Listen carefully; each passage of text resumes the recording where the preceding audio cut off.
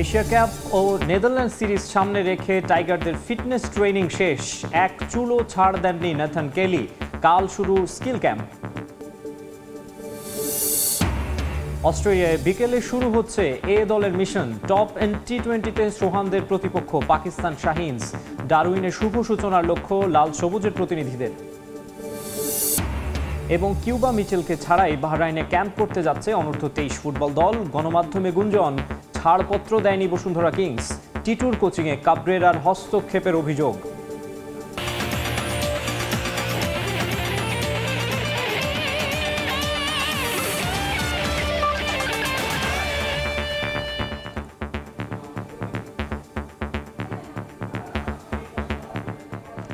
বিশ্বের নানা প্রান্তের খেলাধুলার খবর নিয়ে আমাদের নিয়মিত আয়োজন খেলার সময়, আর এই আয়োজনে আপনাদের সঙ্গে আছি আমি মাকসুম আলম খান।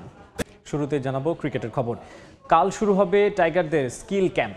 এর আগে শেষ হওয়া ফিটনেস ক্যাম্পের শেষ দিনেও কঠোর ট্রেনিং করিয়েছেন strength and conditioning coach Nathan Kelly. সিলেটে ক্যাম্প শুরু হওয়ার কথা 20 আগস্ট থেকে, আর নেদারল্যান্ডসের বিপক্ষে 3 ম্যাচ টি-20 সিরিজ শুরু 30 আগস্ট। কয়েকটা দৃশ্যে জাতীয় ক্রিকেট দলের বর্তমান অবস্থা বোঝার চেষ্টা করা যাক। একাকী ছুটছেন নাজমুল হোসেন শান্ত, মেহেদী হাসান মিরাজ আর লিটন দাস দল বেঁধে। নেতৃত্বের পালা বদলে এটাই স্বাভাবিক। টি-20 এশিয়া কাপ সামনে রেখে বিশেষ করে এই সংস্করণের অধিনায়ক লিটনের ব্যস্ততা বেশি। ট্রেনিংয়ে স্পটলাইট তার ওপর। সপ্তাহখানেক আগে শুরু হয়েছিল টাইগারদের fitness camp. Mirpur Sher-e-Bangla stadium ও গুলিস্তানের জাতীয় স্টেডিয়ামে কঠোর ট্রেনিং করেছেন ক্রিকেটাররা। Strength and conditioning coach Nathan কেলির স্কুলে ছাড় নেই এক বিন্দু। ফিটনেস বিবেচনায় দলের সেরা খেলোয়াড়দেরও কাহিল বানিয়ে ছেড়েছেন অস্ট্রেলিয়ান কোচ। বার্তা পরিষ্কার, এশিয়া কাপের মতো ইভেন্টের আগে ফিটনেসে ঘাটতি চলবে না। ফিটনেস ক্যাম্পের শেষ দিনে সকাল 8টা থেকে 10টা হোম অফ ক্রিকেটে চলে ট্রেনিং। 2 ঘন্টার সেশনে ক্লান্ত শ্রান্ত লিটন, মিরাজ, শান্তরা। জাতীয় স্টেডিয়ামের ট্র্যাক অ্যান্ড ফিল্ডের রানিং সেশনে বেশি সময় নেয় শামীম পাটোয়ারির ফিটনেস নিয়ে উঠেছিল প্রশ্ন। তবে এদিন আলাদাভাবে দৌড়ে কোচ নাথান কেলির কাছ থেকে প্রশংসা কুড়িয়েছেন এই অলরাউন্ডার। ফিটনেস ক্যাম্পের শেষ দিনে কেউ কেউ ব্যক্তিগত উদ্যোগে সেরেছেন ব্যাটিং বোলিং অনুশীলনও। একদিনের বিশ্রামের পর আনুষ্ঠানিকভাবে স্কিল ক্যাম্প শুরু হবে শুক্রবার। এরপর 20 আগস্ট সিলেটে ক্যাম্প করার কথা ফিল সিমন্সের শিষ্যদের। মাকসুম আলম খান, সময় সংবাদ, ঢাকা। এবারে টপ এন্ড টি-20 সিরিজ প্রসঙ্গ। অস্ট্রেলিয়ায় আজ শুরু হচ্ছে এ দলের মিশন। উদ্বোধনী ম্যাচে নুরুল হাসান সোহানের দলের প্রতিপক্ষ পাকিস্তান শাহিনস। ডারউইনে শুভ সূচনার লক্ষ্য লাল সবুজের প্রতিনিধিদের। ম্যাচ শুরু হবে বাংলাদেশ সময় বিকেল 3:30টায়। তিমুর সাগর পাড়ে অস্তগামী সূর্যকে পেছনে রেখে ব্যতিক্রমধর্মী ট্রফি নিয়ে ফটো সেশন। সুন্দর একটা ফ্রেম। ছবিটা নিশ্চয়ই মনে দোলা দিয়ে যাচ্ছে বাংলাদেশ এ দলের ক্রিকেটারদের। ডারউইনে আরও এক পরীক্ষা নুরুল হাসান সোহানের। কদিন আগে ক্যারিবীয় দ্বীপপুঞ্জে গ্লোবাল সুপার লিগে রংপুর রাইডার্সকে নেতৃত্ব দিয়ে টানা দ্বিতীয়বারের মতো তুলেছেন ফাইনালে। এবার এ দলের গুরুদায়িত্ব নিয়ে অস্ট্রেলিয়ায় মিশন টপ এন্ড টি-20 সিরিজ, যেখানে অংশ নিচ্ছে বিভিন্ন দেশের 12টি দল। উদ্বোধনী ম্যাচেই মাঠে নামছে সোহানের দল, প্রতিপক্ষ পাকিস্তান শাহিনস। অস্ট্রেলিয়া ও সাউথ আফ্রিকা সিরিজের প্রথম 2 টি-20 হয়েছে এই ডারউইনে। গ্যালারিতে বসে দ্বিতীয় ম্যাচটা দেখেছেন নাইম। প্রোটিয়া ইয়াংস্টার ডেওয়াল ব্রেভিসের সেঞ্চুরিটা দেখেছেন স্বচক্ষে। হয়তো বেবি এবির ইনিংসটা থেকে প্রেরণা খুঁজবেন এই ওপেনার। ডারউইনে স্থানীয় দলের বিপক্ষে একটা প্রস্তুতি ম্যাচও খেলে ফেলেছে বাংলাদেশ এ দল। DIXI এর বিপক্ষে 37 রানে জয় আত্মবিশ্বাস বাড়িয়েছে নিশ্চয়ই। আগে ব্যাট করে 181 রান করে সোহানরা প্রতিপক্ষকে অল আউট করে 144 রানে। ডারউইনের বাতাসে বাড়তি চ্যালেঞ্জ মিজানুর রহমান বাবুলের দলের। সেটা মাথায় রেখেই প্রস্তুতি সেরেছে লাল সবুজের প্রতিনিধিরা। 24 আগস্ট ফাইনাল শেষে ট্রফিটা নিয়েই দেশে ফিরতে বদ্ধপরিকর বাংলাদেশ এ দল। মাকসুম আলম খান, সময় সংবাদ। সিপিএল এর খবর। ক্যারিবিয়ান প্রিমিয়ার লিগে কাল ভোরে মাঠে নামছেন Shakib Al Hasan. Antigua and Barbuda ফ্যালকনসের হয়ে ত্রয়োদশ আসরে খেলবেন টাইগার অলরাউন্ডার। প্রথম ম্যাচে অ্যান্টিগার প্রতিপক্ষ Saint Kitts and Nevis Patriots. Match শুরু হবে ভোর 5টায়। একটা সময়ে দেশের ক্রিকেটের নিউক্লিয়াস সাকিব আল হাসান এখন টি-20-র ফেরিওয়ালা। জাতীয় দলের অবিচ্ছেদ্য অংশ সাকিব রাজনৈতিক পট পরিবর্তনে দলের বাইরে অনেকদিন ধরে। লাল সবুজের জার্সিতে তার আবারও জ্বলে ওঠা অনিশ্চিত। দেশে ফিরতে না পারলেও বিভিন্ন দেশের ফ্র্যাঞ্চাইজি ক্রিকেট মাতিয়ে বেড়াচ্ছেন এই অলরাউন্ডার। কখনো পিএসএল, কখনো সিপিএল, কখনো আবার ক্যারিবিয়ান দ্বীপপুঞ্জে ম্যাক্স 60 টি10 লিগ। ফ্র্যাঞ্চাইজি ক্রিকেটের মাঝেই নিজেকে বাঁচিয়ে রেখেছেন মিস্টার 75। ক্যারিবিয়ান প্রিমিয়ার লিগে বরাবরই পরিচিত মুখ সাকিব আল হাসান। এবার তাকে দলে নিয়েছে অ্যান্টিগা অ্যান্ড বারবুডা ফ্যালকনস। সাকিবের সতীর্থ হিসেবে অ্যান্টিগায় আছেন Allama Ghazanfar, Fabian Allen, Rahkeem Cornwall, Justin গ্রেভসের মতো ক্রিকেটার। সিপিএল এ দল পেয়ে উচ্ছ্বসিত সাকিব। দলের জয়ে ভূমিকা রাখতে মুখিয়ে আছেন তিনি। I think we got a formidable team, not on the field only, but outside the field. You talk about Paul Nixon, Clark Hartley, Ambrose. Obviously, those guys will be sharing the dressing room, so we'll have very good experience and a youth in our team. And I think if we can blend it, we will have a very good tournament. Batsman না bowler, কোন ভূমিকায় অ্যান্টিগায় দেখা যাবে সাকিবকে? এমন প্রশ্নে তার উত্তর, দলের প্রয়োজনে যে কোনো পজিশনে খেলতে প্রস্তুত সাকিব। মুখে আছেন কিংবদন্তি ক্রিকেটার স্যার ভিভ রিচার্ডসের সঙ্গে দেখা করতে। Let them just. I hope that I can contribute with both, for Antigua this year. I mean, in Caribbean, you got so many great players. Sir Vivian Richards is one of them, and playing on that ground is obviously special. I hope that we get to meet him. He come to our dressing room and share some of his experience. মাঠ ও মাঠের বাইরে কিংবদন্তি Nixon, Curtly, অ্যামব্রোজদের সাথে dressing room share করার সুযোগ পেয়ে রোমাঞ্চিত সাকিব। পারভিন আক্তার, সময় সংবাদ। যুব বিশ্বকাপের ভেন্যু জিম্বাবুয়েতে ত্রিদেশীয় সিরিজ জয় শুধু একটা ট্রফি নয়, বড় প্রস্তুতির মঞ্চ ছিল বাংলাদেশ অনূর্ধ্ব-19 দলের জন্য। যেই পরীক্ষায় নিজেদের শতভাগ সফল মানছেন ক্রিকেটাররা। উইকেট কন্ডিশন সম্পর্কে ভালো ধারণা হয়েছে তাদের। জিম্বাবুয়ের মাটিতে দাপুটে পারফরমেন্সে ট্রাই নেশন সিরিজ জিতেছে বাংলাদেশ অনূর্ধ্ব-19 দল। ব্যাটিং, বোলিং কিংবা ফিল্ডিং, যুবারা দুর্দান্ত ছিল পুরো সিরিজেই। সামনে আবার আছে আরও অনেক কঠিন চ্যালেঞ্জ। সাউথ আফ্রিকার বিপক্ষে শিরোপা নির্ধারণী ম্যাচে ব্যাটে বলে তাণ্ডব দেখিয়েছিলেন রিজান হোসেন। 5 উইকেট সঙ্গে 95 রান। তার কারণেই জয় পেয়েছে বাংলাদেশ। সেঞ্চুরি মিসের আক্ষেপে পড়লেও দলকে জেতাতে পারাটাই তার কাছে বড় পাওয়া। যদি আমি সেঞ্চুরির সাথে 5 উইকেট মারতে পারতাম, এটা একটা বড় অ্যাচিভমেন্ট হইতো। বাট এখন তো এটা সেঞ্চুরি কাউন্ট হবে না, ওটা 50 কাউন্ট হবে। বাট আনফর্চুনেটলি ওটা একটা ডিসিশনটাও ডাউট ছিল, আম্পায়ার একটু দিয়ে দিয়েছে। ওটা আম্পায়ারকে আমি রেসপেক্ট জানাই। বা যা হয়েছে আলহামদুলিল্লাহ ভালো হয়েছে। সবচেয়ে বেশি ভালো লাগার বিষয়টা আমার কারণেই টিমটা জিততে পারছে।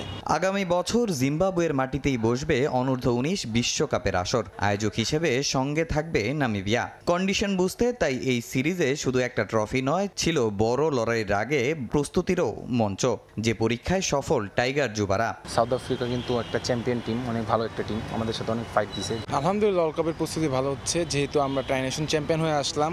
আবার জিম্বাবুয়ের মাটিতে আমরা চ্যাম্পিয়ন হয়ে আসলাম। ওয়ার্ল্ড কাপ কিন্তু জিম্বাবুয়েতে, এর জন্য আলহামদুলিল্লাহ ভালো প্রস্তুত হচ্ছে। এখানকার ওয়েদার বলেন, কন্ডিশন বলেন, আমাদের যেহেতু ওয়ার্ল্ড কাপ ওইখানে, তো আমরা ওইখানে যেয়ে ওইটা অ্যাডাপ্ট করার ট্রাই করছি। আমাদের দেশে নর্মালি ওই রকম বাউন্স থাকে না, যেগুলো বাইরের দেশে উইকেটে যেরকম বাউন্স থাকে, আমাদের সাবকন্টিনেন্টালে ওই রকম বাউন্স থাকে না। সো সাউথ আফ্রিকা, জিম্বাবুয়ে, ওইখানে একটু এক্সট্রা বাউন্স থাকে।